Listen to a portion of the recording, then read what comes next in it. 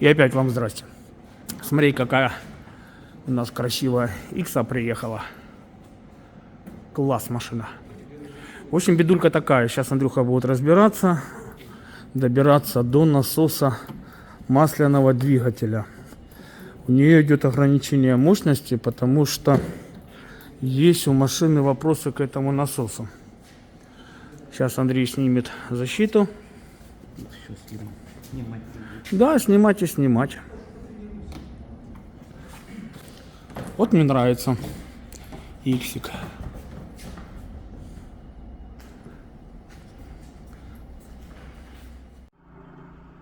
Майстер сервіс Електро вітає вас.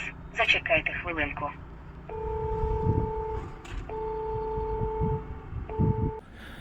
Машинка все-таки 19-го года. Уточнили. Ну, реально красавица. Ничего, разбогатеем, купим.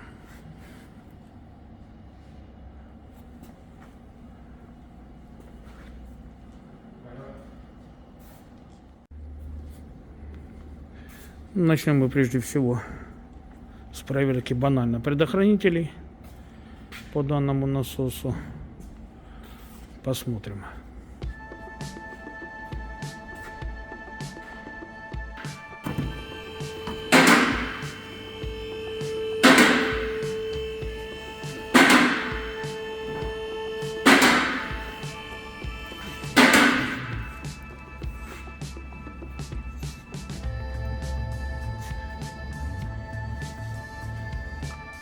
Вот тут там располагается насос этого мотора. Сейчас Андрей пытается отсоединить вот этот вот разъем. Посмотрим вообще по состоянию на разъем. Идет ли на него питание, зеленчаки всякие. Потому что если снимать данный моторчик, это такая песня.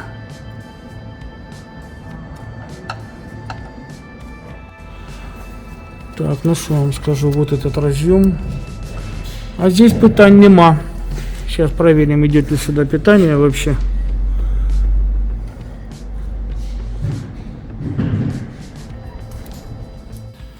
Ну вот Андрей хотел отсоединить разъем от двигателя, чтобы там еще посмотреть по окисам. Ну, не получается это. Андрюха, можно туда подсветить. В общем, чтобы снять этот разъем, она мешает опора. Вот это прикольно. Сейчас будем что-то думать. Проверяем Андрей разъем. Контактные группы все в нормальном состоянии. Никаких окисей, визуальных повреждений. Здесь нормально у Тесла. Подводя итог по иксу.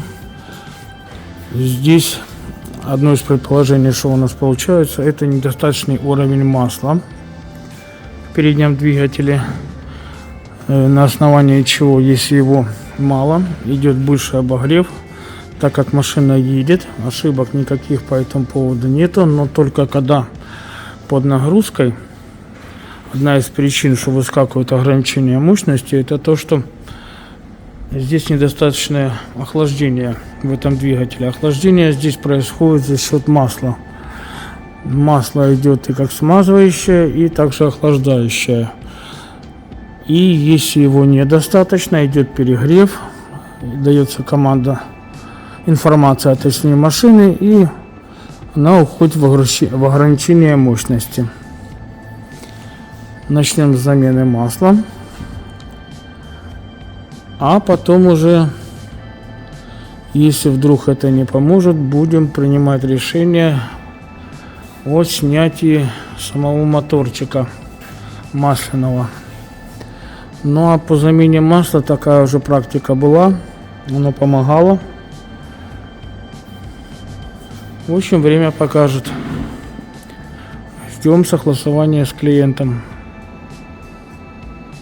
Ну вот после согласования с клиентом, сейчас Андрей будет сливать масло, поменяем фильтр, сольем масло и отправим человека на его домашнюю диагностику. Покатается, посмотрим. Обычно это все помогало, потому что просто так, абы как, что поменять, это не наш стиль работы. Делаем сначала с простого. Сливаем масло и меняем.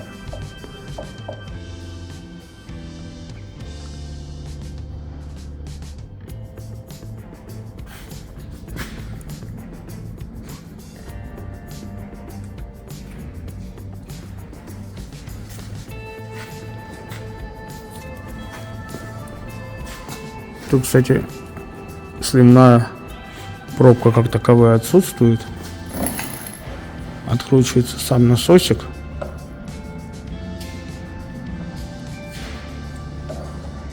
И масло самотеком выливает. Плюс еще в фильтре оно будет. А заливная пробочка есть. Заливная пробочка у нас вон там.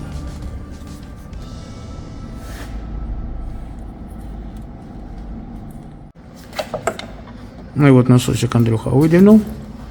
Масло побежало. Андрюха, что скажешь по цвету? Ну, Меняли его хрен его знает. Ну, на вид прозрачное, но и темное тоже есть. в нашей темной жизни? Фимаман.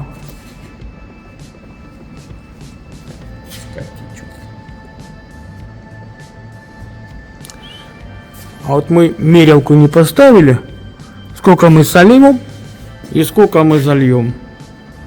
Ай-яй-яй. Мы зальем по пробке. Правильно, ну сколько мы сольем? А что, ну, 2-литровую баклажку сюда огородить как-то впадло. А литровой не хватит. Ну, я имею в виду просто посмотреть, потому что было у нас такие случаи, меняли масла, пацаны, рекорд, скажу вам по большому секрету, была такая машина, слили 300 грамм, Не 300 было вообще грамм, масла. даже не было? Мерседес приезжал полностью сухой. А какой Мерс? Ну какой? Бэшка? Ну да. Вот, пожалуйста, я Вообще думаю, масла не было, подшипники все квадратные были. вот, Там слышали? такой кайф воняло. Просто я, допустим, видел, когда 300 миллилитров слили, а залили почти 1,2 литра. А вот Андрей говорит, я, видать, где-то прозевал. Приезжал Мерседес Б-класса, просто без масла. Андрюха говорит, потом ремонтировали, говорит, подшипники были квадратные. Так что вот так.